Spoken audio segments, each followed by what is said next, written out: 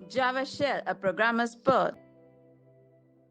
Friends, oops उनको बहुत अच्छे से आती होगी जिन्होंने C++ की है, पर जिन्होंने नहीं की है और उनको जावा में प्रॉब्लम आ रही है, ये एक ब्रीफ इंस्ट्रक्शंस हैं जो हम आगे अपने ट्यूटोरियल में और अच्छे से करेंगे। But briefly I want to tell them कि what is OOPs. So here it is.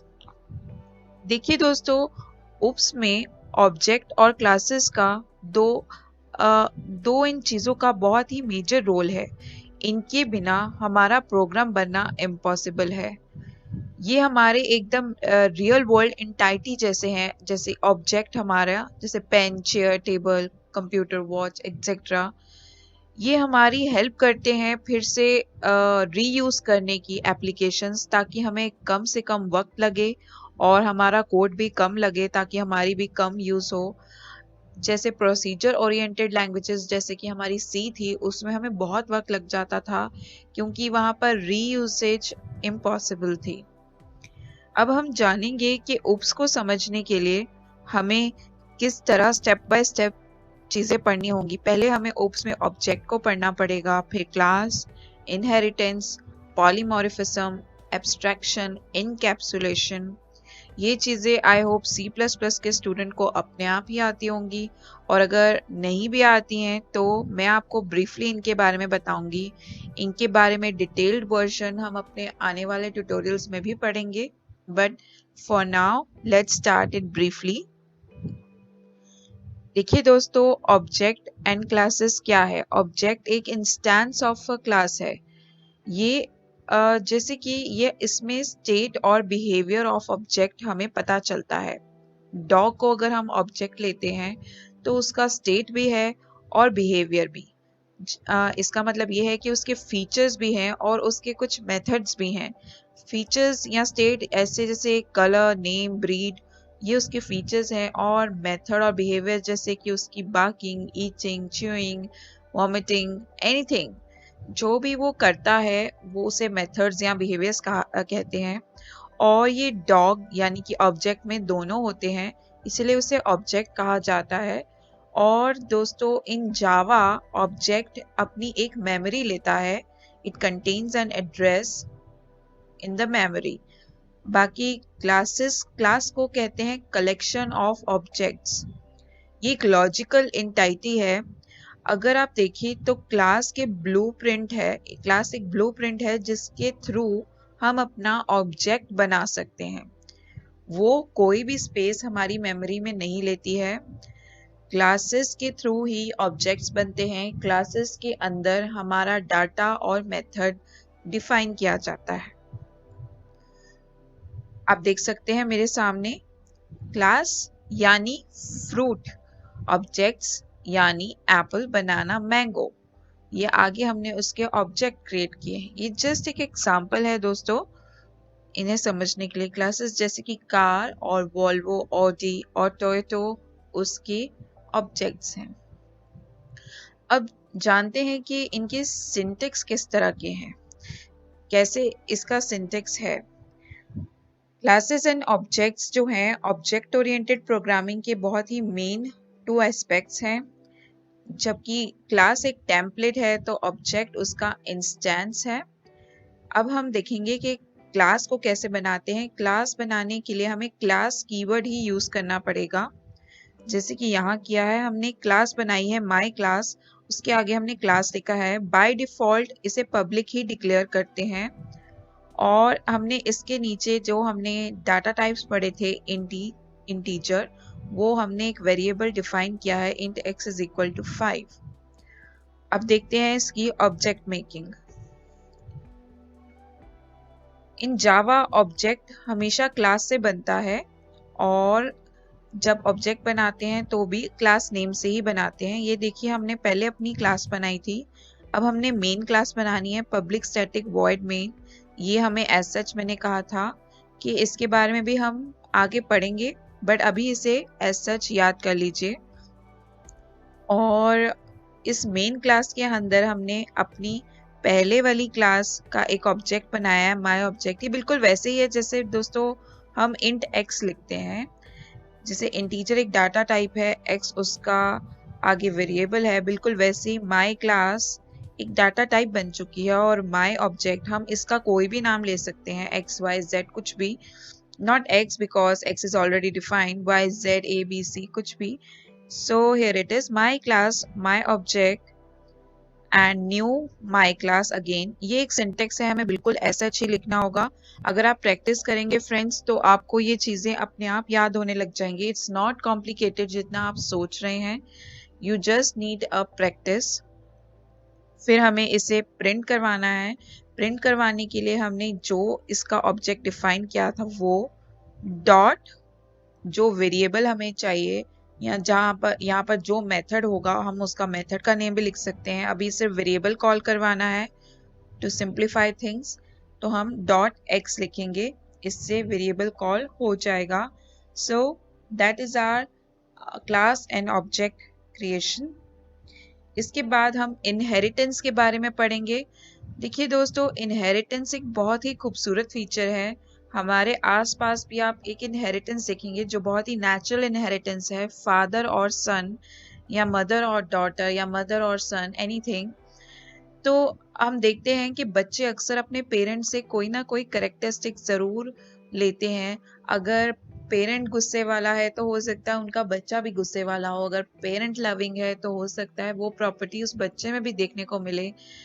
Similarly, if the parent is intelligent, it can be possible the son or daughter is equally intelligent or super intelligent. तो यही हमारा inheritance है basically, कि हमें दो classes हैं और इन दोनों का रिलेशनशिप क्रिएट करना है. और इस रिलेशनशिप में जो हमारी चाइल्ड क्लास होगी, जो डिराइव्ड क्लास होएगी, वो अपने बेस क्लास के फीचर्स भी लेगी और अपने खुद के फीचर्स भी लेगी. मतलब उसके अपने फीचर्स भी होंगे, like a son has its own feature plus its parent features, right. तो यही बात मैं इसमें समझाना चाहती हूँ. ये एक नेचुरल इनहेरिटेंस है दोस्तों, इसमें कुछ इनहेरिट करने की ज़रूरत नहीं है.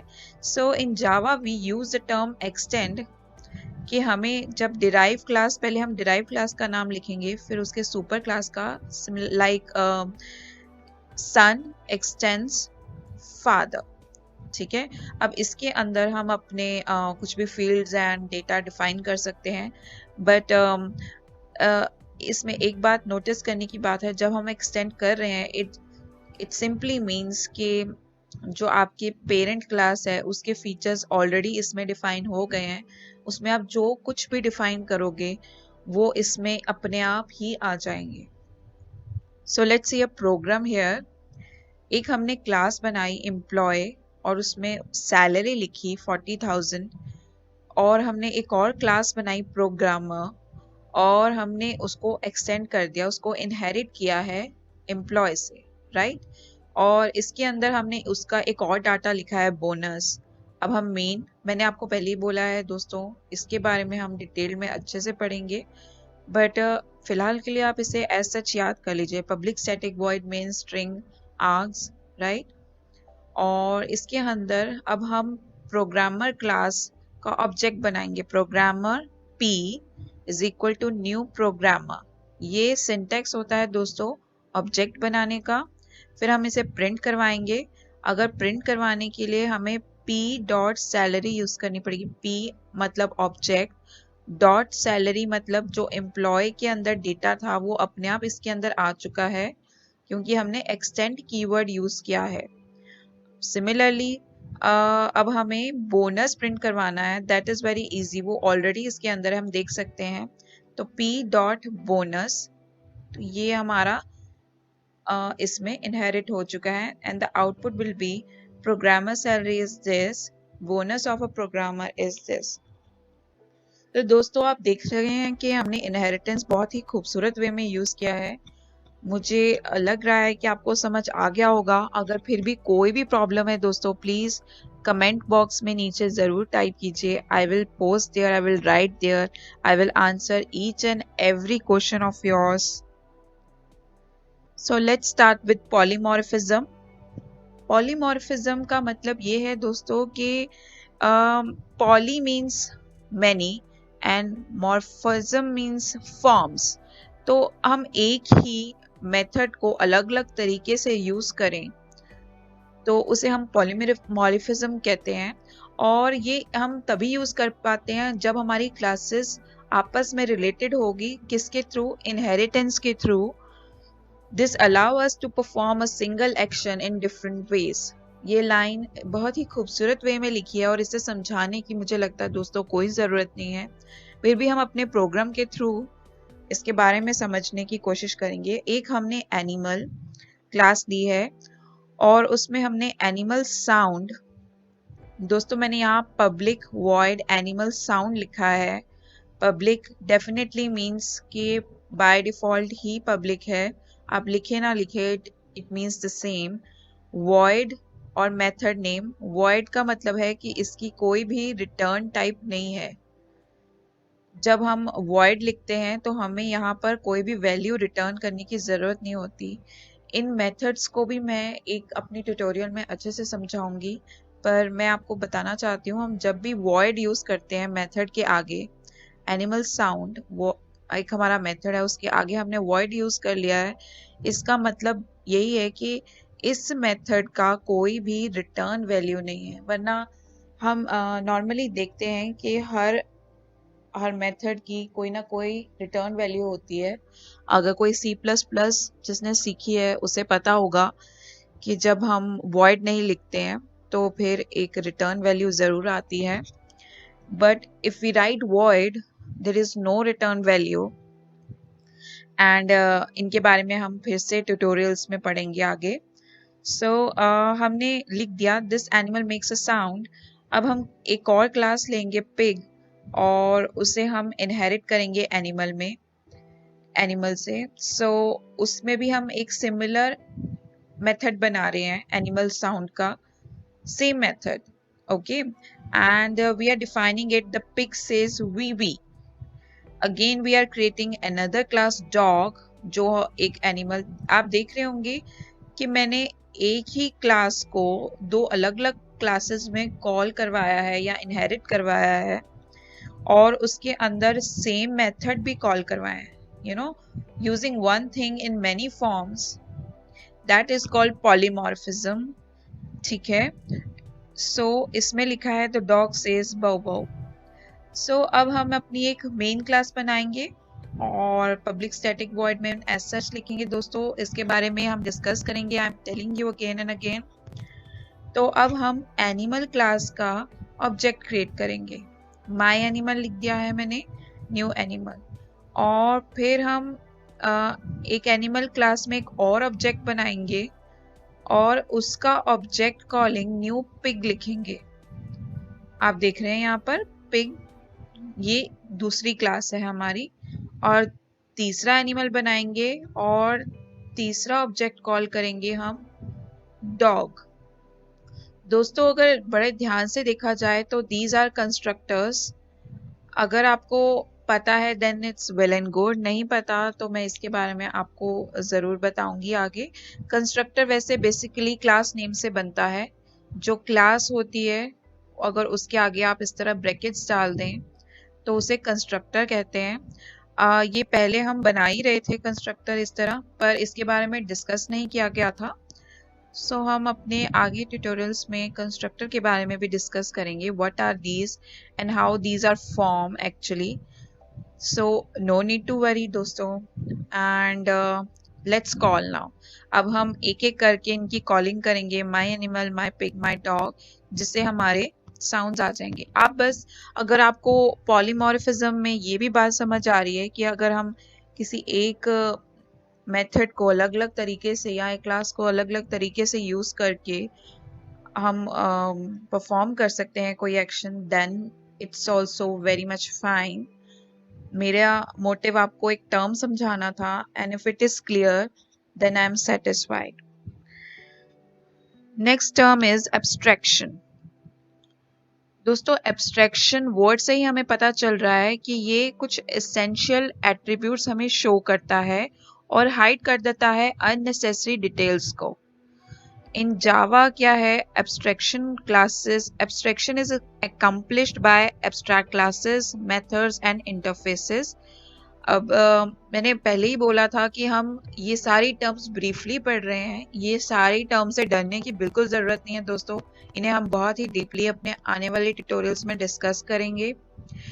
अभी तक आप बस इतना सुन लीजिए कि एब्स्ट्रैक्शन जो है हमें बस अपनी एसेंशियल एट्रीब्यूट्स को शो करता है, और इसमें जो क्लास है, जो क्लासेस हैं, एब्स्ट्रैक्ट क्लासेस है, उसमें हम एक्सटेंड कीवर्ड यूज़ करते हैं और इंटरफेसेस में हम इम्प्लीमेंट वर्ड यूज़ करते हैं। इतना भी आप समझ लेंगे, फॉर मी इट्स फाइन। हम आगे इसके बारे में अच्छे से डिस्कस करेंगे, आपको ये सारे वर्ड्स अच्छे से क्लियर होंगे। Next is encapsulation. Encapsulation refers to wrapping up of code and data under a single unit.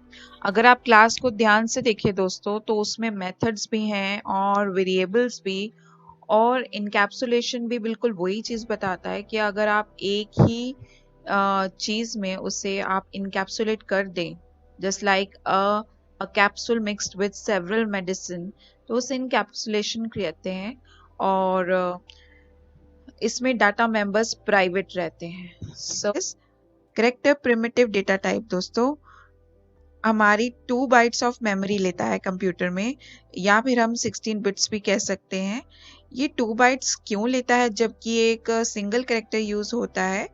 वो इसलिए क्योंकि ये यूनिकोड करेक्टर्स को यूज करता है। ये एक इंटरनेशनल इनकोडिंग स्टैंडर्ड है।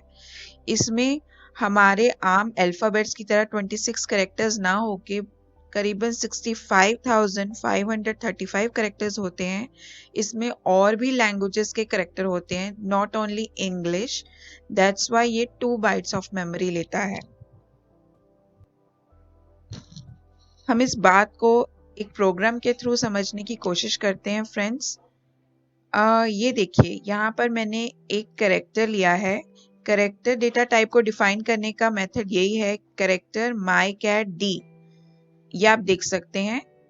हम इधर कुछ भी लिख सकते हैं mycat की जगह, बट हमें यहाँ पर सिंगल ही वेरिएबल लेना पड़ेगा, सिंगल करेक्टर लेना पड़ेगा। I mean you can't write double D. If you will write it तो आपको एक एरर अपने आप शो हो जाएगा। So we have to write single character here friends. फिर हम लिखेंगे यहाँ पर जो हम यूनिकोड के बारे में डिस्कस करें थे, एक करेक्टर यूनिकोड लेंगे और उसकी वैल्यू बैकस्लैश देकर ये लिखेंगे। ये फ्रेंड्स कहाँ से आई है, आई विल शो यू। पहले हम गूगल क्रोम खोलेंगे।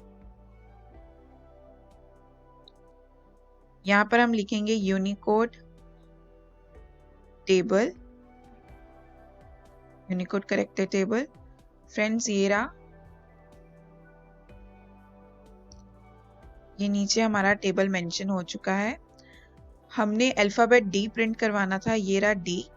सो अगर हम देखें इसके बिल्कुल पैरेलल, ये आप वैल्यू देख सकते हैं, डी के बिल्कुल पैरेलल है 0040, जो हॉरिजॉन्टली उसकी वैल्यू डिपिक्ट कर रहा है और वर्टिकली उसकी वैल्यू 4 आ रही है ऊपर, आप देख सकते हैं यहाँ पर। तो हमें इसकी वैल्यू, जो एक्चुअल डी की वैल्यू होगी, वो होगी 04004। ओके, अगर सिमिलरली हमने एट द रेट की वैल्यू चाहिए हो तो उसकी वैल्यू होगी 0040। Okay friends, I hope I am clear कि ये वैल्यूज कैसे निकलेंगी। हम एक और बार भी ट्राई करेंगे, पर पहले हम इस प्रॉब्लम को सॉल्व करते हैं।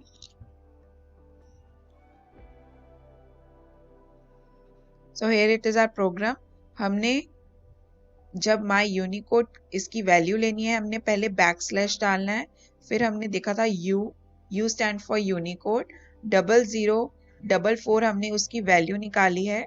सो ये हमने लिख लिया है एंड हियर इट इज। अब हम इसे प्रिंट करवाएंगे। तो let's run.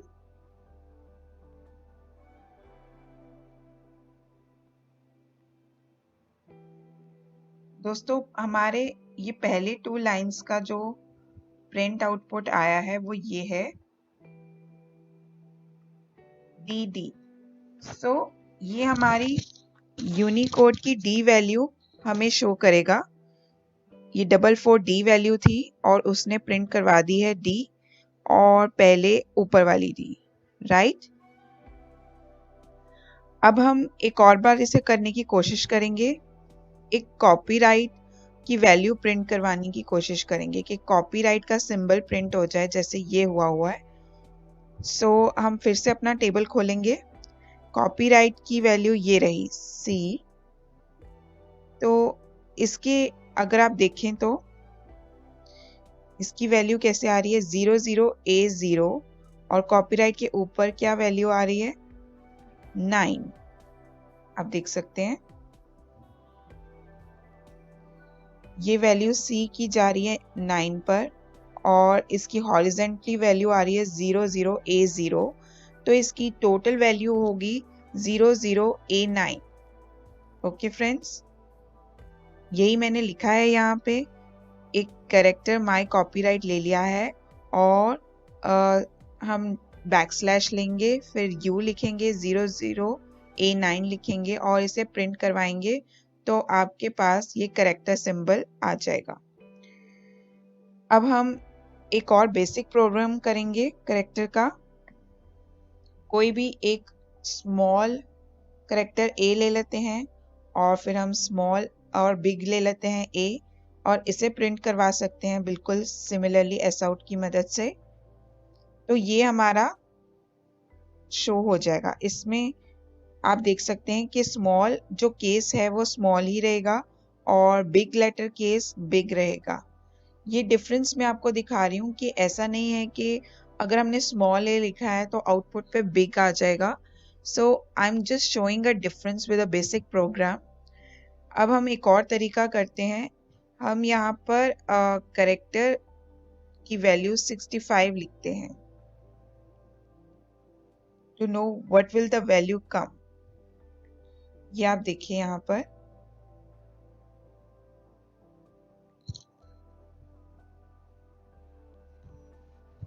So friends here it is.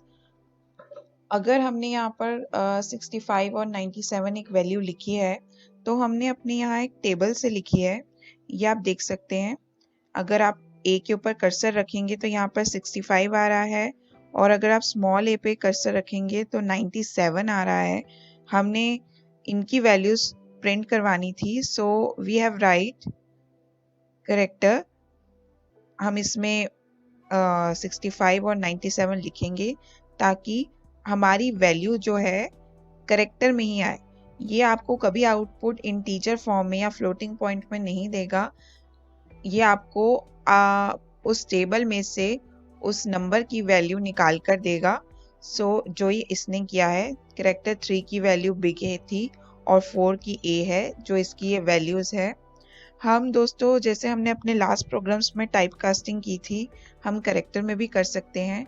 हमने नंबर 1 दिया है, एक इंट वेरिएबल ले लिया नंबर 1 जिसको हमने 97 लिखा है और कैरेक्टर कैर 5 एक वेरिएबल चुन लिया है।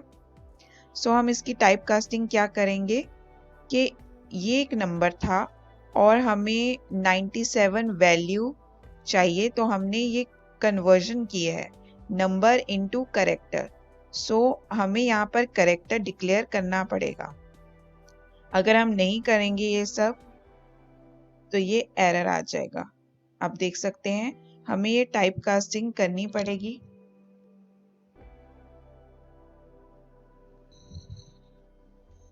और सिमिलरली हम एक और नंबर ले लेते हैं 65 और इसकी भी हमने टाइप कास्टिंग कर दी है बिल्कुल इस तरह। अब सॉरी, यहाँ पर हमें 5 लेना चाहिए टू क्लियर थिंग्स। अब हम इसे रन करेंगे और हम सर्च करेंगे हमारा 5 और 6 कहाँ है। ये रहा।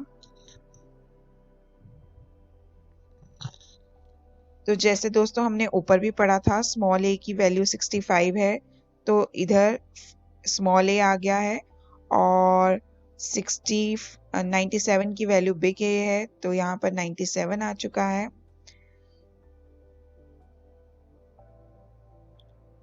ओके, सॉरी, हम अपना टेबल फिर से देखेंगे।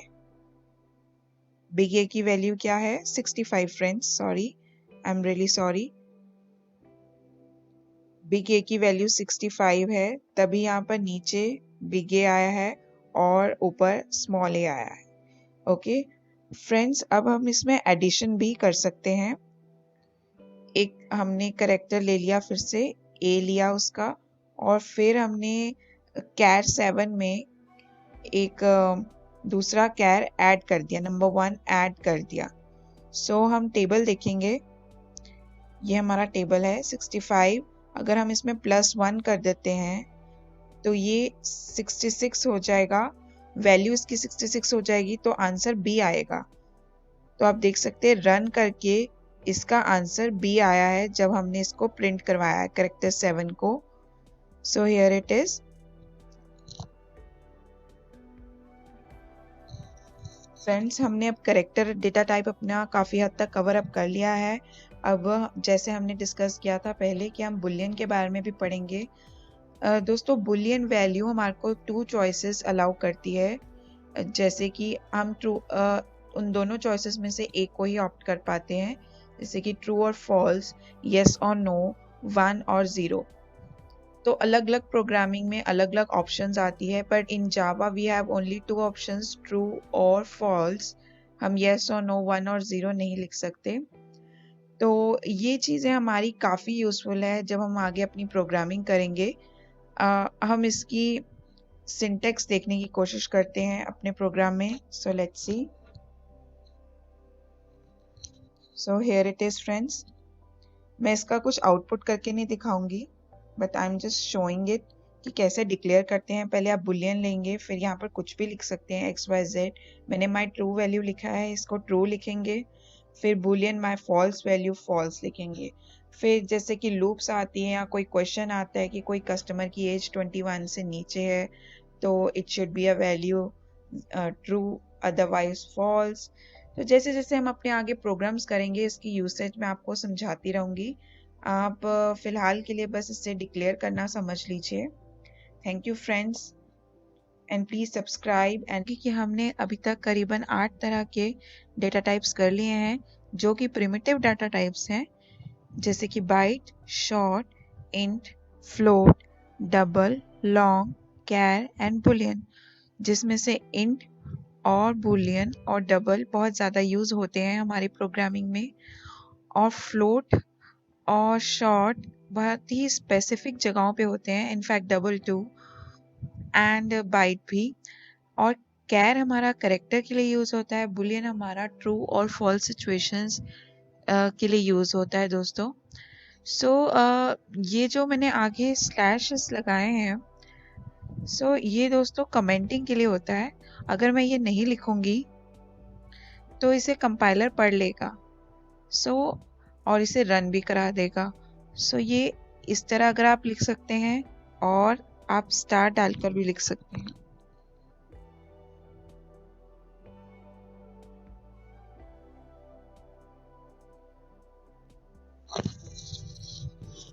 फ्रेंड्स, जब हम डबल स्लैश डालते हैं तो ये सिंगल लाइन के लिए होता है। जब हम एक स्लैश, एक स्टार, एक स्लैश, ये हम बहुत सारी लाइनों के लिए भी यूज कर सकते हैं। देखिएगा अभी आप।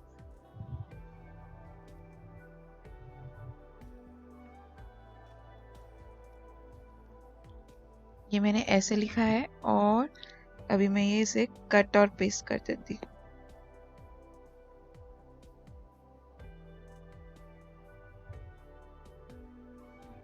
आप देख सकते हैं मैंने इसके आगे कर दिया है और मैंने यहाँ पर ये कर दिया है।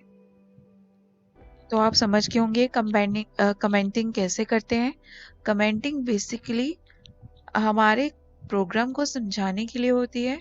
अगर कोई भी आप फंक्शन ऐसा लिख रहे हैं जो ट्रिकी है, जो आप चाहते हैं कि आपको याद रहे बाद में, तो आप उसके आगे स्लैश डालकर, डबल स्लैश डालकर उसकी कमेंटिंग कर सकते हैं। दोस्तों हम जब कंपनी में काम करते हैं तो वहाँ पर डॉक्यूमेंटेशन बहुत इम्पोर्टेंट होती है। डॉक्यूमेंटेशन में, कमेंटिंग में ये सब करना, प्रोग्राम की डिटेल समझाना ताकि और लोग भी समझ पाए, बहुत ज़रूरी होता है। सो let's start with a string data type.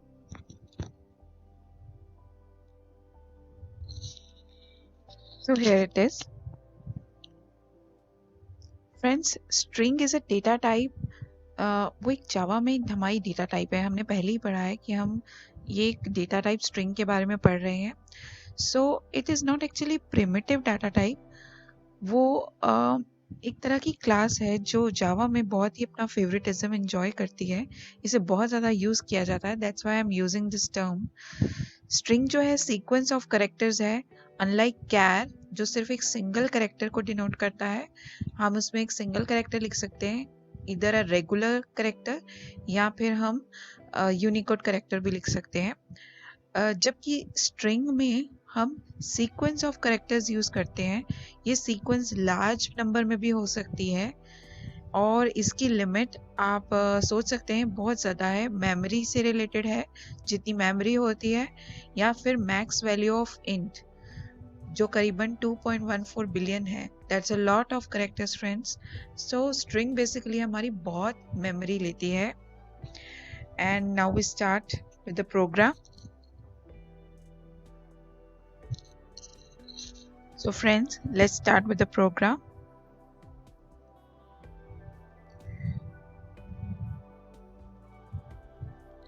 You have to write first string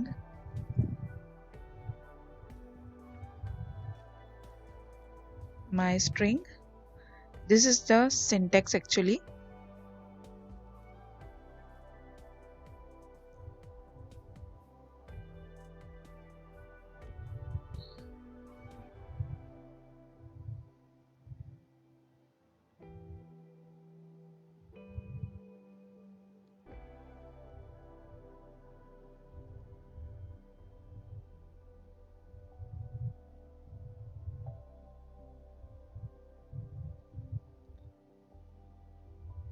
So we have to print my string. Friends, I have already said that string is a data type and as well as class. That's why ये s जो है इसमें जो use हुआ है वो बड़ा है। नॉर्मली हम डेटा टाइप्स में देखते थे कि इंट, फ्लोट, तो उसमें f और i स्मॉल होता था, just like data types. But class हमेशा ही क्लास का फर्स्ट कैरेक्टर बड़ा होता है जब भी हम लिखते हैं। जैसे यहाँ क्लास मेन है, उसका फर्स्ट कैरेक्टर बड़ा है, एंड स्ट्रिंग एक क्लास है तभी हमने उसका फर्स्ट कैरेक्टर बड़ा लिखा है फ्रेंड्स। एंड अब हमने इसको डिक्लेयर किया है बिल्कुल डेटा टाइप्स की तरह ही, जैसे हम इंट x लिखते थे वैसे ही ये स्ट्रिंग माई स्ट्रिंग लिखेंगे। कुछ भी लिख सकते हैं माई स्ट्रिंग की जगह आप। फिर हमने इसे डिक्लेयर किया है, इसमें बहुत सीक्वेंस ऑफ कैरेक्टर्स होते हैं, so we have declared a line here और इसे हमने प्रिंट करवा दिया है। अब हम अगर हम चाहें तो इस स्ट्रिंग में कुछ और भी ऐड ऑन कर सकते हैं विद कॉन्कैटिनेशन। सो ऐसे लिया is equal to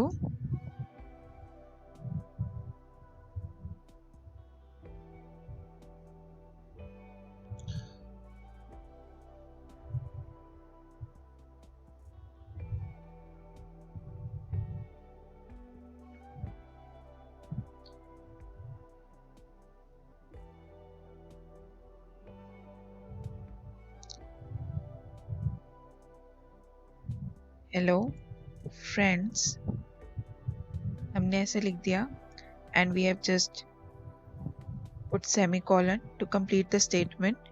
अब आप इसे प्रिंट करवा सकते हैं।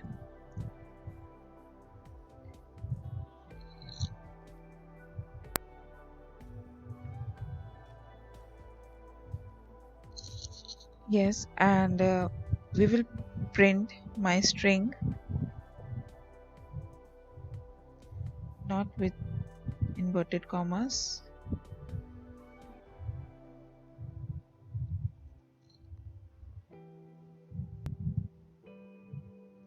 and we अब हम इसे रन करेंगे।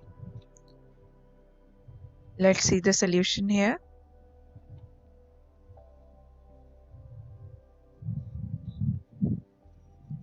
It's running. सो दोस्तों ये देखिए, जब हमने अपनी फर्स्ट स्ट्रिंग प्रिंट करवाई है तो this is a new string निकल के आया है, एंड जब हमने सेकंड अपनी स्ट्रिंग प्रिंट करवाई है तो this is a new string hello friends. We can put it more presentable by just putting comma and exclamatory sign.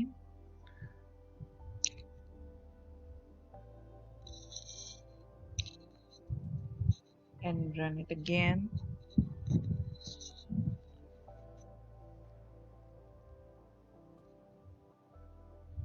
See, so here are the things, and this is a very simple program जो हमने run करके दिखाया है of string.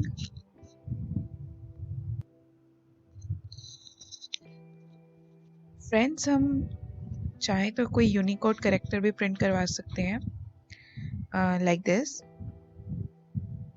My string is equal to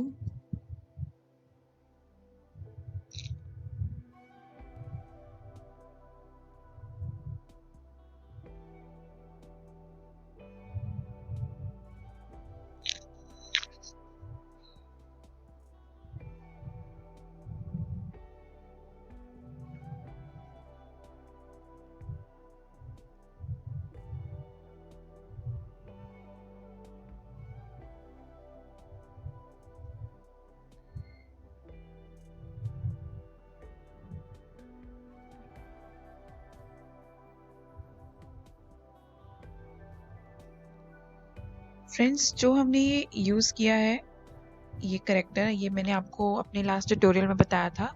एक Unicode table होता है, Unicode table आप .com, आप जाके गूगल में सर्च कर सकते हैं और उसमें से वैल्यूज़ देख सकते हैं।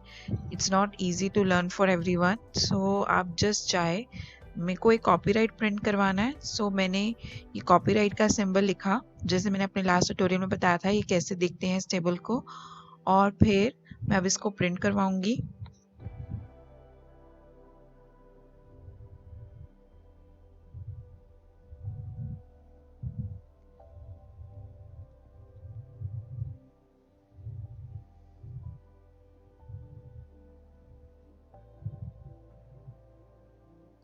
ये देखिए कॉपीराइट का सिंबल आ गया है। सो फ्रेंड्स, अब हम एक न्यू वेरिएबल डिक्लेयर करते हैं, एक न्यू तरीके से कुछ सॉल्व करने की कोशिश करते हैं। Let's start. स्ट्रिंग एक XYZ ले लेते हैं, इज इक्वल टू, हम कोई नंबर लिखते हैं, से 34.12,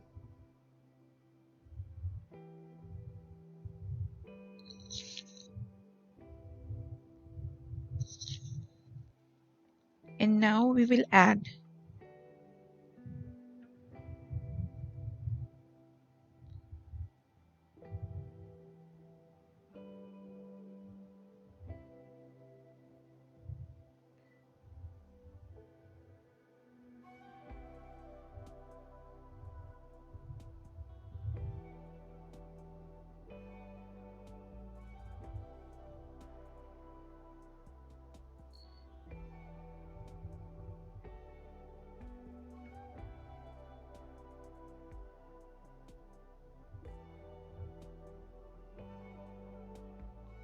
सो फ्रेंड्स, हमने इन दोनों डिजिट्स को ऐड कर दिया है, 45 एंड 34।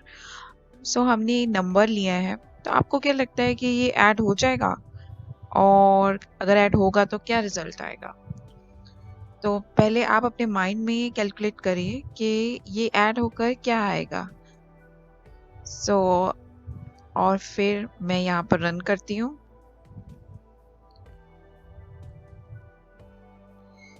तो आप यहाँ पर देख ही रहे होंगे कि माइंड से आपके बिल्कुल हट के आंसर आया है.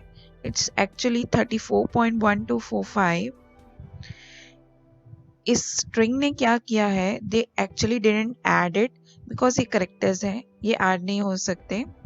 सो उसने सिर्फ इन दोनों को अपेंड कर दिया है, इन दोनों को जोड़ दिया है, 34.1245 कर दिया है. अगर हम चाहते हैं कि इसमें कोई न्यूमेरिकल कैलकुलेशंस हो तो हमें इसे कन्वर्ट करना पड़ेगा, जैसे हम टाइप कास्टिंग में किया करते थे. But otherwise a string cannot add as such in numerically way, but it can just combine two sentences or two numbers together, but it cannot add it.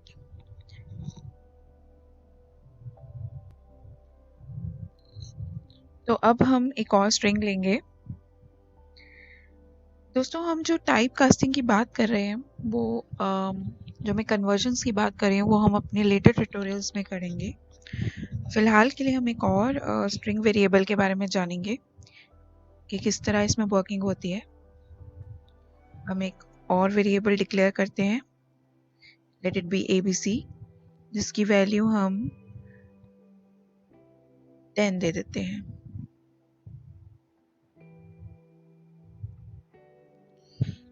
चाहे वो कोई भी डेटा हो, नंबर और अ टेक्स्ट, इसको inverted commas के अंदर ही लिखना पड़ेगा हमें, because that is a syntax of string. अब हम एक और इंट वेरिएबल लेते हैं, लेट इट बी x.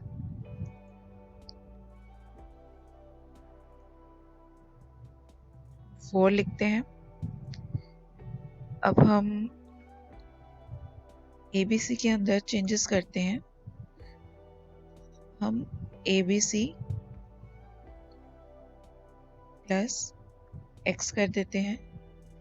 अब आप देख सकते हैं यहाँ कोई एरर नहीं आ रही, because Java is very smart. मैंने आपको पहले ही बोला था वो बहुत पार्शियल है स्ट्रिंग की तरफ, और वो ऑटोमेटिकली इसमें चेंजेस लाता है, बिकॉज हमें स्ट्रिंग अपनी प्रोग्रामिंग में बहुत यूज़ करना पड़ेगा. एंड स्ट्रिंग की काफ़ी इंफॉर्मेशन इनबिल्ट ही है दोस्तों. सो हमें यहाँ पर कोई टाइप कास्टिंग या कुछ करने की ज़रूरत नहीं है. He will understand and concatenate it everything. Okay, वो सब कुछ जोड़ देगा हमारे लिए. एंड अब हम इसे प्रिंट कराते हैं.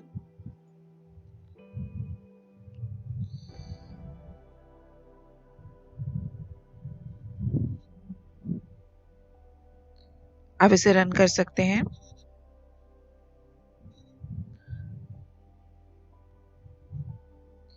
जैसे कि आप देख रहे हैं ये 104 आया है आंसर. तो इसका मतलब आप देख सकते हैं कि इन्होंने ये ऐड नहीं किया है. इट्स नॉट कि 10+4 ऐड हुआ है, कहीं भी कुछ भी कन्वर्ट नहीं हुआ है. स्ट्रिंग अपनी स्ट्रिंग ही रही है. इसने सिर्फ दोनों चीज़ों को जोड़ दिया है प्लस ऑपरेटर के साथ, और हमें अपना रिजल्ट 104 दिखाया है.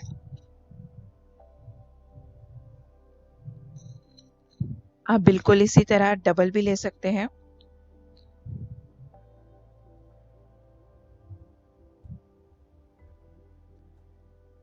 डबल आप y ले सकते हैं, और इसकी वैल्यू आप दे सकते हैं 4.5 या कुछ भी जो आप चाहें, बट रेंज के अंदर दोस्तों. और अब हम इसे फिर से ऐड करवाते हैं अपने ABC में.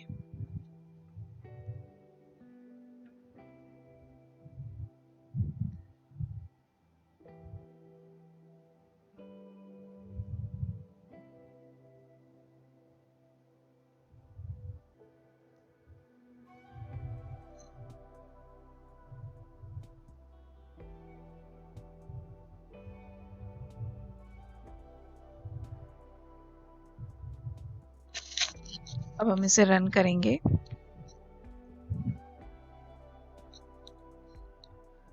अब आप देख सकते हैं कि इसका रिजल्ट भी कॉन्कैटिनेट होकर आया है. कोई तरह की एडिशंस नहीं हुई. आप चाहे कोई भी तरह का प्रिमिटिव टाइप ले सकते हैं, डेटा टाइप, और वो सिर्फ कॉन्कैटिनेट करेगा, कोई भी कैलकुलेशन नहीं करेगा, कुछ भी कन्वर्जन नहीं करेगा, स्ट्रिंग के साथ पार्शियल रहेगा। आप इतना समझ सकते हैं कि string is a very data type of very higher range, और वो एक क्लास भी है जो हम पहले भी डिस्कस कर चुके हैं इस एंड इफ लूप। पर उसे डिस्कस करने से पहले मैं आपको बताना चाहूँगी हमारा एक टॉपिक लास्ट ट्यूटोरियल में एक छोटा सा रह गया था। लेट्स डिस्कस दैट कि स्ट्रिंग्स इम्यूटेबल क्यों होती है। इम्यूटेबल का मतलब होता है जिसे आप चेंज नहीं कर सकते। दोस्तों, स्ट्रिंग्स इन जावा इम्यूटेबल इसलिए है क्योंकि ये एक इम्यूटेबल क्लास है, इसे मॉडिफाई नहीं कर सकते हम। उसके ऑब्जेक्ट को, मेरा मतलब है स्ट्रिंग पूल जो होता है एक स्टोरेज एरिया होता है जहाँ पर सारे स्ट्रिंग ऑब्जेक्ट स्टोर होते हैं।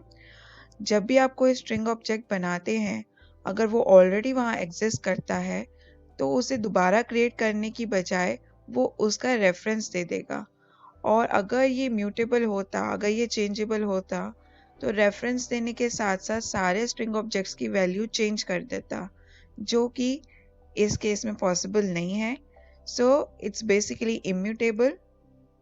आप फिगर के थ्रू भी समझ सकते हैं। ये देखिए, स्ट्रिंग ए लिया है हमने, स्मॉल एबीसी, स्ट्रिंग बी लिया है हमने, स्मॉल एबीसी। तो ये एक रेफरेंस ऑब्जेक्ट क्रिएट कर देगा और हमारी मेमोरी सेविंग में हमारी हेल्प करेगा। और स्ट्रिंग ए स्ट्रिंग बी एक दूसरे को इस वैल्यू को रेफर कर देंगे ताकि हमारी मेमोरी वेस्टेज ना हो और काफ़ी हद तक प्रोसेसिंग आसान हो जाए। और एक और बात दोस्तों, स्ट्रिंग्स जो है नॉन प्रिमिटिव टाइप है और इसे एक्चुअली एक क्लास भी कहा जाता है, जिसके बारे में आपको पहले बता चुकी हूँ। सो let's start with operators now. दोस्तों, हमें अरिथमेटिक ऑपरेटर्स में काफ़ी ऑपरेटर्स के बारे में पता ही है, हम बहुत ही स्मॉल क्लासेस में करते थे। There is a plus sign, minus, multiply, divide, reminder. But ये दो आपके लिए न्यू साइंस होंगे। जो C++ कर चुके हैं उन्हें इस साइन के बारे में पता होगा।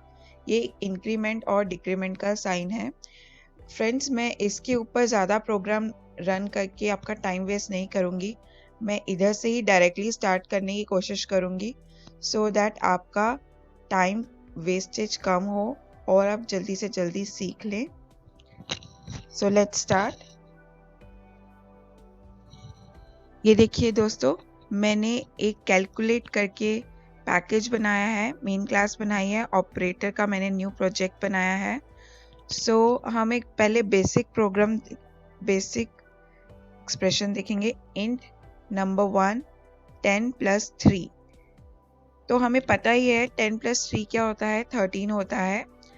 हमने ये एक इनिशियलाइज कर लिया है नंबर, जिसमें इंट एक प्रिमिटिव टाइप है, नंबर 1 उसका वेरिएबल है, 10 + 3 कॉम्बिनेशन में से एक्सप्रेशन कहते हैं, प्लस जो है ऑपरेटर है और 10 और 3 operand. I hope I am clear. अब हम इसे प्रिंट करवा देंगे। जब हम इसे प्रिंट करवाएंगे तो इसकी वैल्यू 13 प्रिंट होएगी। आप देख सकते हैं। आप पहली वैल्यू चेक कर सकते हैं। The first value is 13। अब हम नेक्स्ट एक्सप्रेशन पढ़ते हैं। मैंने आपको पहले ही बोला था दोस्तों, मैं ये ऑपरेटर्स ज़्यादा नहीं करके दिखाऊंगी। I will directly start from ++ things, ताकि आपको ये चीज़ें क्लियर हो जाएं। ये तो आई नो आप कर पाओगे अपने आप ही। आप इसी में ही प्लस की जगह multiply, divide and division, anything you can change it and modify it. आप अपने आप करके इसे ट्राई कीजिए। अब हम इसका देखेंगे। अगर हमें +1 करना है और शॉर्टकट मेथड से करना है तो हम कैसे करेंगे। We will straight away write number 1 ++। अभी ऊपर हमारी वैल्यू क्या आई है, 13, और 13 में हम +1 करेंगे तो इट विल बी 14। तो हम रिजल्ट देखेंगे।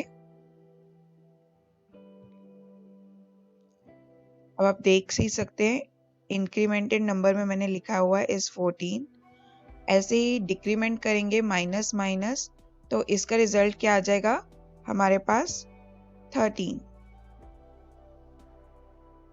अब हम करेंगे कि अगर हमने 2 ऐड करना है इन अ शॉर्ट वे, +2 तो आप कर ही सकते हैं, but in a short way तो आप सिर्फ नंबर ऑपरेटर का साइन देंगे इज इक्वल टू 2 लिखेंगे, तो अपने आप आपका नंबर 2 ऐड हो जाएगा। और इसी तरह आप मल्टीप्लाई, डिवाइड और डिवीजन भी कर सकते हैं। ये देखिए मैंने की है और मैं इसे रन कर रही हूँ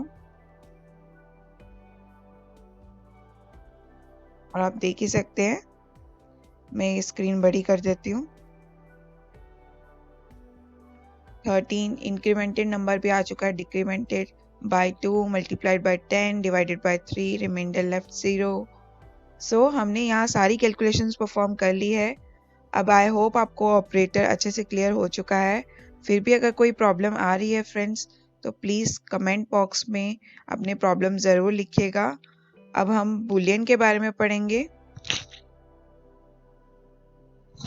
अब हम इफ एल्स स्टेटमेंट के बारे में पढ़ेंगे। Only if for now, the L's में आपको नेक्स्ट ट्यूटोरियल में समझाऊंगी। अब हम इफ ट्यूटोरियल के बारे में पढ़ते हैं फ्रेंड्स। तो ये रही हमारी इफ स्टेटमेंट। इफ स्टेटमेंट दोस्तों इसका सिंटेक्स बस यही है कि ये पहले एक्सप्रेशन चेक करता है कि हमारी कंडीशन इसमें क्या है, फिर ये ब्लॉक ऑफ स्टेटमेंट्स को रन करता है। ये कंट्रोल फ्लो स्टेटमेंट होती है फ्रेंड्स, और इसमें सेक्शन ऑफ कोड तभी रन होता है अगर एक्सप्रेशन हमारा ट्रू हो, हमारी वैलिड वैल्यू से मैच हो। तो हम प्रोग्राम को स्टार्ट करते हैं। दोस्तों ये हमारा प्रोग्राम है। अब हम इसमें लिखेंगे ये if statement boolean answer is equal to true. ये हमने डिक्लेयर कर दिया है, बूलियन का डेटा टाइप डिक्लेयर किया है और इसकी वैल्यू भी ट्रू लिखती है। फिर हमने इफ स्टेटमेंट लगाया कि अगर ये वैल्यू ट्रू है तो हमारी ये स्टेटमेंट रन हो जाए।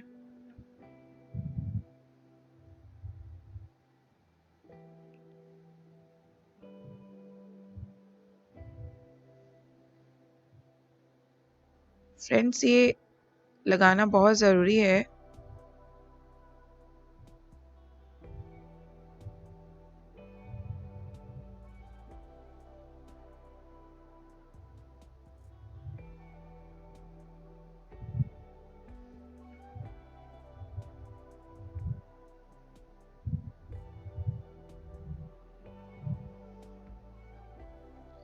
अगर आप इसे पैरेंथेसिस में नहीं लगाएंगे तो आपका जो लूप है ना वो वहीं पर टूट जाएगा। अगर आप यहाँ पर सेमीकोलन लगा देंगे तो ये प्रिंट हेलो हो जाएगा, this hello will be print, that is not the problem.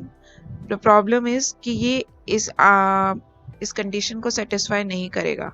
आप देख लीजिए कि अगर ये आंसर फॉल्स है तो भी ये आंसर रन हो जाएगा।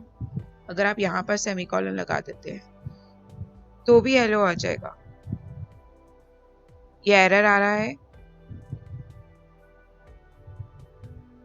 कि यहाँ पर ये नहीं कर सकते हैं। बेसिकली आप यहाँ पर सेमीकोलन नहीं लगा सकते, और अगर आप ये वाले ब्रैकेट्स निकाल भी दें, मेरा कहने का मतलब था, फिर भी ये रन होगा।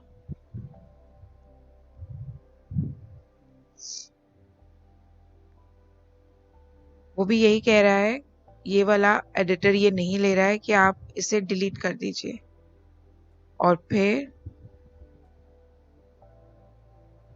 यहाँ लिखिए ट्रू,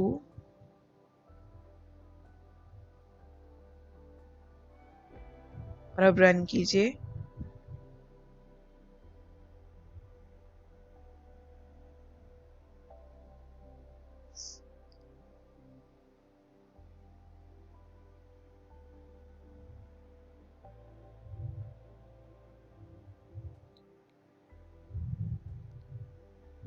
सॉरी फ्रेंड्स, पहले शायद कोई ब्रैकेट का प्रॉब्लम आ रहा था, कोई ब्रैकेट एक्स्ट्रा डिलीट हो गई थी। जो मैं आपको कॉन्सेप्ट समझाने की कोशिश करा रही हूँ वो मैं फिर से आपको बताऊंगी कि अगर आप यहाँ सेमीकोलन लगा देंगे तो आपकी कंडीशन अंदर ही नहीं जाएगी उस लूप के अंदर, और फिर भी हेलो प्रिंट करा देगी। आप देख रहे हैं कि ट्रू में भी ये हेलो प्रिंट करा रहा है, जो कि होना चाहिए। अब फॉल्स देख लीजिए,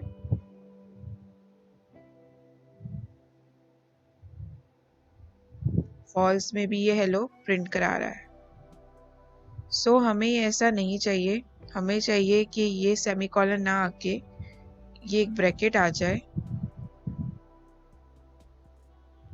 और अब हम इसे रन कराएं।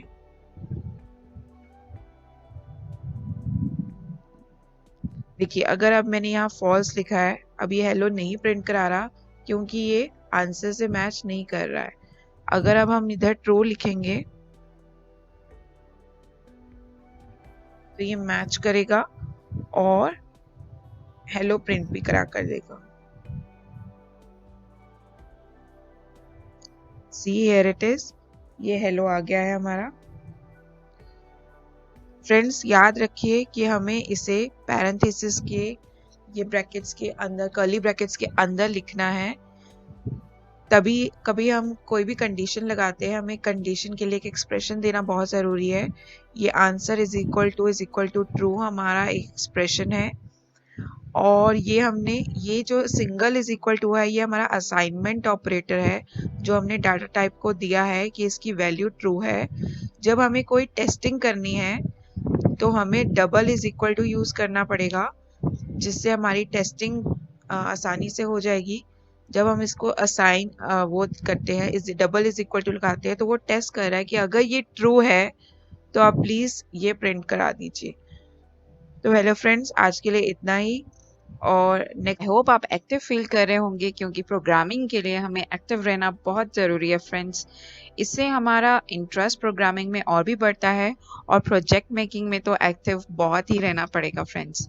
सो लास्ट में हमने ऑपरेटर्स किया था और उसमें हमने बुलियन भी डिस्कस कर लिया था, and we have done this program right. So आज मैं आपको इस प्रोग्राम में, जो आपने लास्ट प्रोग्राम किया था, उसमें कुछ एक चेंज करके दिखाऊंगी ताकि आप समझ पाएं कि इसका क्या मतलब है। देखिए दोस्तों, यहाँ पर एक सिंगल इज इक्वल टू है, एक यहाँ पर डबल इज इक्वल टू है। जो सिंगल इज इक्वल टू होता है वो असाइनमेंट ऑपरेटर कहलाता है, और जो डबल इज इक्वल टू होता है वो हमारा इक्वल्स टू ऑपरेटर है। तो बेसिकली ये चेकिंग के लिए काम आता है, जो डबल इज इक्वल टू है, और ये हमारी वैल्यू असाइन करता है। अगर फ्रेंड्स मैं यहाँ पर फॉल्स लिख दूं,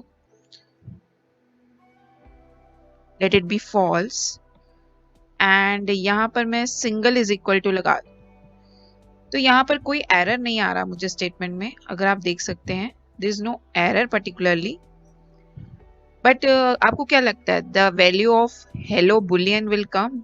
लेट्स राइट बुलियन, बिकॉज मैंने और भी प्रोग्राम आपके लिए लिखा हुआ है, हो सकता है कि वो क्लैश कर जाए, सो आपको समझना है। So I am writing hello boolean ताकि आप पहचान जाए कि हम इस कोड के बारे में बात कर रहे हैं। So let's run.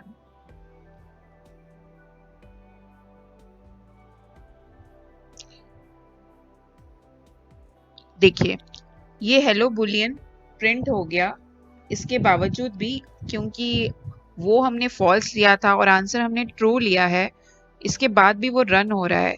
ऐसा क्यों फ्रेंड्स? ऐसा इसीलिए कि यहाँ पर एरर चाहे शो ना हो रहा हो, पर हमने उसका लॉजिक गलत लिया है। अगर हम इसको असाइनमेंट ऑपरेटर की जगह इज इक्वल टू ऑपरेटर लगाएंगे तो हमें इसका सही रिजल्ट मिलेगा। अभी हमने इसका आंसर फॉल्स बोला है, और हमने बोला है कि अगर ये इज इक्वल टू ट्रू है तो हमें हेलो बुलियन शो हो, जबकि हमने तो फॉल्स लिया है, तो it should not be shown basically hello Boolean. अब मैंने इसमें इक्वल्स टू ऑपरेटर ले लिया है, अब यहाँ पर मुझे कहीं भी हेलो बुलियन नहीं दिखाई दे रहा है। It means my result is valid. पर फ्रेंड्स, देयर आर केसेस जहाँ पर ये वैल्यू शो भी नहीं होती है, आई मीन हमें एरर भी दिखाई दे जाता है। बुलियन के केसेस में हमें ये एरर नहीं दिखता है। लाइक मैंने ये छोटी सी लाइन इफ लूप की बनाई है, लेट्स सी इसमें होता है कि नहीं। सपोज हम यहाँ पर 80 ही लेते हैं, इज इक्वल टू 80। तो आप देख ही सकते हैं हमारा रन करने से पहले उसने एक एरर बोल दिया है और वो यही कह रहा है replace it with double is equal to. इधर नहीं आ रहा है और इधर कोई एरर नहीं आ रहा था बुलियन में और इधर आ रहा है बिकॉज फ्रेंड्स इंट की एक रिटर्न टाइप होती है और बुलियन की कोई रिटर्न टाइप नहीं होती है। मैं अभी आपको ये रफली बता रही हूँ, इसके बारे में डिटेल में हम रिटर्न टाइप एंड क्लासेस हम डिटेल में आगे ट्यूटोरियल्स में पढ़ेंगे। बट इतना डिफरेंस फिलहाल के लिए आपके लिए इनफ है कि चाहे हम यहाँ पर इज इक्वल टू एक लिखें और बुलियन हो और चाहे हम यहाँ एक लिखें और इंट हो, the logic is definitely wrong. जब भी इफ लूप आ रही है और यहाँ पर हमें इज इक्वल टू ऑपरेटर लगाना है तो हमें ये डबल इज इक्वल टू ही लगाना पड़ेगा, तभी हमारा लॉजिक सही होगा, तभी हमारा आंसर सही प्रिंट होगा। इफ यू कैन सी मैंने ये रन कर दिया है। What we need, well done हमें चाहिए कि हमारा आउटपुट वेल डन प्रिंट हो जाए, राइट। तो हमारा ये वेल डन आप देख सकते हैं प्रिंट हो चुका है।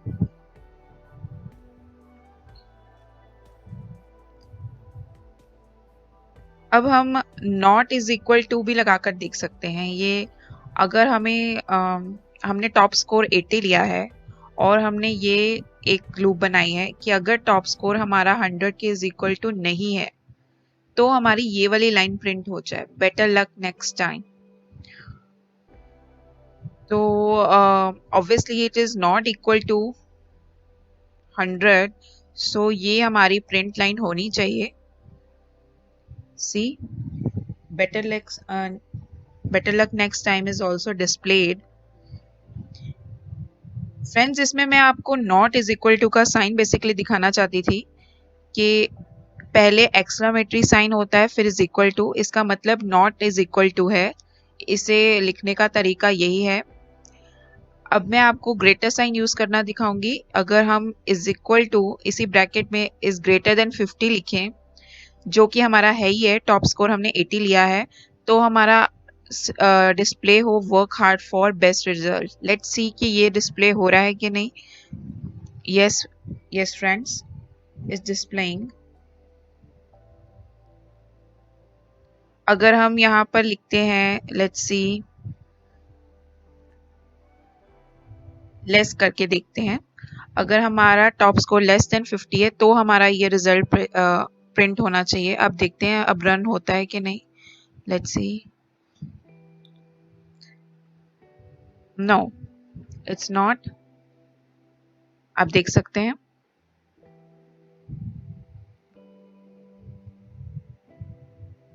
लेस देन 50 के लिए हमारा आंसर था work hard for best results. ऐसा कुछ भी आंसर में डिस्प्ले नहीं हो रहा है, आप देख सकते हैं। सो बेसिकली हम अपनी लूप्स के साथ इस तरह वर्क कर सकते हैं। I am just showing you that I have written a program for you earlier, ताकि आपको ज़्यादा मेहनत ना करना पड़े और आपका वक्त भी बर्बाद ना हो। मैंने अपने नीचे कमेंट बॉक्स में भी ये पूरा प्रोग्राम लिखा है फ्रेंड्स, आप चाहे इसे डायरेक्ट कॉपी पेस्ट कर सकते हैं और मैं अपनी हर ट्यूटोरियल के नीचे अपना प्रोग्राम ज़रूर मेंशन करती हूँ। So it's I think basically easy for you to just copy and paste, but फिर भी मैं चाहूँगी फ्रेंड्स कि आप इसे खुद अपने हाथों से लिखें। इससे आपकी प्रैक्टिस बढ़ेगी और आपके अंदर एक कॉन्फिडेंस बिल्टअप होगा कि yes I can do programming, is nothing to be afraid of.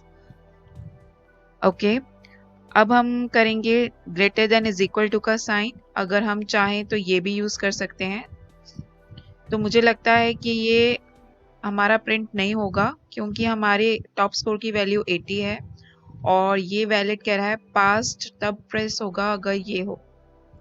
So let's सी कि पास्ट हमारा प्रिंट हो रहा है, नहीं हो रहा है।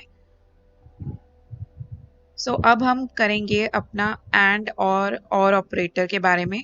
फ्रेंड्स जो एंड ऑपरेटर की अगर हम बात करें तो इट्स लाइक दिस। ये अगर आप देख सकते हैं ये सिंबल एंड ऑपरेटर को शो करता है और हमें इसे 2 बार लिखना है। और इसमें हम जो भी इफ के अंदर, इफ ब्लॉक के अंदर हम 2 स्टेटमेंट्स लिखेंगे जो भी हम दो कंडीशंस लिखेंगे वो दोनों ही फुलफिल होनी चाहिए, तभी आपका ये लूप का आउटपुट रन होगा। अगर एक भी इसमें आपकी वैल्यू नहीं फुलफिल होएगी, then this condition will not be run. So let's see how this works. हमने एक सेकंड टॉप स्कोर ले लिया है जिसकी वैल्यू हमने 60 लिखी है। इसमें लिखा है कि अगर टॉप स्कोर आपका सेकंड टॉप स्कोर से बड़ा है तो ये कंडीशन रन हो जाए। ठीक है, टॉप स्कोर हमने 80 लिया था और सेकंड टॉप स्कोर आपका 60 है, ये कंडीशन तो बिल्कुल वैलिड है। अब let's see the second statement. अगर आपका टॉप स्कोर लेस देन 100 है तो ये कंडीशन रन हो जाए। हमारी ये दोनों कंडीशंस ट्रू आ रही हैं, सो मेरे हिसाब से ये कोड जरूर रन होगा and we will see the output. See both condition should be true. ये आउटपुट हमारा रन हो चुका है। Let's see the or loop or operator. See or के लिए एक है हमारा एंड लॉजिकल और ये है हमारा और लॉजिकल ऑपरेटर। इसमें either of the condition can be true. कोई भी आपकी दो कंडीशन में से एक कंडीशन ट्रू होनी चाहिए। सो लेट्स सी, अगर आपका टॉप स्कोर 90 से बड़ा है तो ये कंडीशन, तो आपका ये लूप चल जाए।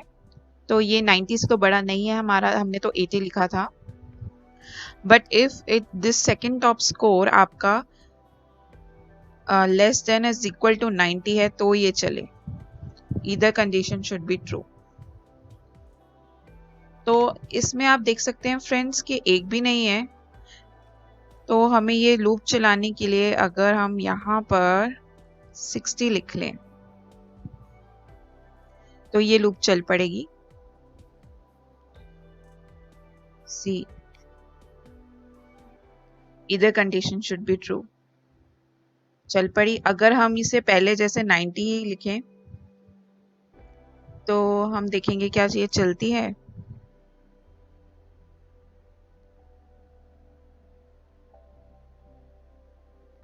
ओके, यस, क्योंकि ये सेकंड टॉप स्कोर हमारा लेस देन 90 है, that's why it's running. So friends, I hope आपको ये क्लियर हो गया होगा एंड और ऑपरेटर जिसके बारे में हम वर्क कर रहे थे। बट मैं आपको एक और बेसिक चीज़ बताना चाहूँगी कि इस लूप को कैसे लिखते हैं। फ्रेंड्स, हम पहले एक अपना नॉर्मल ब्रैकेट बनाएंगे, उसके अंदर जो दो कंडीशंस लिख रहे हैं हम उसके लिए फर्दर ब्रैकेट्स में ही लिखेंगे। आप चाहे तो इसे इग्नोर भी कर सकते हैं। This is not necessary to write brackets here, but just कि हमारा ये प्रोग्राम प्रेजेंटेबल दिखे। देखिए कोई एरर नहीं आ रहा है, मैंने यहाँ पर ब्रैकेट्स यूज किए हैं क्योंकि उसका भी कोई एरर नहीं है, बट इससे हमारे कोड रीडिंग के लिए बहुत ही हेल्पफुल होता है। So I want my students to write brackets inside, ताकि ये प्रोग्राम आपके लिए कंफ्यूजिंग ना बने। क्योंकि कई बार हम जब बहुत बड़े सॉफ्टवेयर्स पे काम करते हैं तो हमें कई बार अपनी एरर ही समझ नहीं आती है। If you will write according to me तो फिर आप अब ये देखेंगे ये चेंजेस अपनी डेली लाइफस्टाइल में कि प्रोग्रामिंग कितनी इजी हो गई है। फ्रेंड्स, इन छोटी छोटी बातों का ध्यान रखना बहुत ज़रूरी है। एंड एक मैं असाइनमेंट ऑपरेटर के लिए आपको आई थिंक मैंने बता दिया है असाइनमेंट ऑपरेटर के बारे में इसमें। सो आई थिंक आपके ये टॉपिक ज़रूर क्लियर हो गए होंगे। अब हम अपने नेक्स्ट टॉपिक के बारे में बात करेंगे। अब हम टर्नरी ऑपरेटर के बारे में पढ़ेंगे। सो लेट्स स्टार्ट राइटिंग। हम लेते हैं Boolean x is equal to true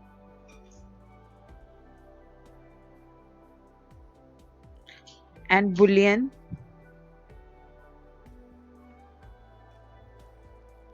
y is equal to x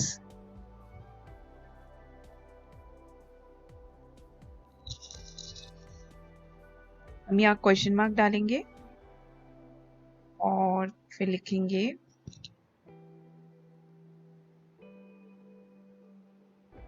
true and colon false semicolon। So friends basically ये हमारी वैल्यूज चेक करेगा। ये कंडीशन दी है, ये भी एक तरह की देखी जाए तो इफ लूप ही है, but in a more modern way, in a more precised way I would say. अब हम अपनी इफ कंडीशन लिखेंगे। If y is equal to true, we need to use double is equal to, right? अगर y is equal to true है तो print हो जाए हमारा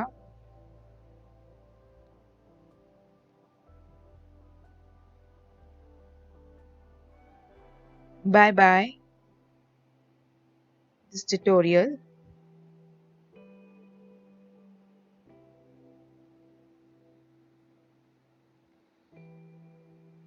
लेट्स सी कि रन होता है कि नहीं। रन हो रहा है, there is no error, and if you can see bye bye भी प्रिंट हो गया है। सो अब हम इस कोड को अच्छे से समझने की कोशिश करते हैं। देखिए, हमने एक पहले बुलियन की वैल्यू डिक्लेयर की है जिसमें हमने x को ट्रू कहा है और एक और y बुलियन बनाया है और उसकी कंडीशन रखी है कि अगर x ट्रू होगा, अगर x जो है ट्रू है तो हमारी इफ लूप, हमारी y की ये जो लूप है वो रन हो जाएगी। अगर ट्रू होएगा, अगर फॉल्स होएगा तो ये नहीं रन होएगा। ठीक है, तो x की वैल्यू हमारी ट्रू है और y की वैल्यू भी इस हिसाब से ट्रू आई है क्योंकि x की ट्रू थी, तो हमारा ये कोड रन हो गया है। फ्रेंड्स, आप इन शॉर्टकट चाहें तो इन बुलियंस, सिर्फ only in bullions, not in int, remember this, आप इसे एक शॉर्टकट में भी लिख सकते हैं, just like this, that's it. आप इसे रन कीजिए तो भी आपको आउटपुट आ जाएगा। See bye bye this tutorial again. ये एक शॉर्टकट वे है लिखने का कि दिस इज ट्रू। अगर आपको इट्स नॉट ट्रू लिखना है तो आप इसके आगे एक्सक्लेमेटरी साइन डाल सकते हैं, तो this will become it's not true. तो अगर अब हम इसे रन करेंगे तो बाय बाय दिस ट्यूटोरियल नहीं प्रिंट होगा क्योंकि हमने इसे फॉल्स शो कर दिया है। आप देख सकते हैं हमारा बाय बाय नहीं प्रिंट हुआ है क्योंकि हमने कहा है कि इफ लूप फॉल्स के लिए चलनी चाहिए, ट्रू के लिए नहीं। This is actually false value और and this is true value. The x value is true and the y value में x की वैल्यू को कंसीडर किया जा रहा है कि अगर x की वैल्यू ट्रू होएगी तो क्या रन होना चाहिए, अगर x की वैल्यू y होएगी फॉल्स होएगी तो क्या। अब x की वैल्यू ट्रू थी पर इन्होंने लूप में लिखा कि अगर y की वैल्यू फॉल्स होएगी but x is true so y is automatically true, पर दिस मीन्स कि y की वैल्यू ट्रू आ रही है, पर उन्होंने बोला है कि इफ लूप तभी चलनी चाहिए अगर y की वैल्यू फॉल्स आएगी। That is not possible. So that is only possible अगर हम x को फॉल्स लिख दें।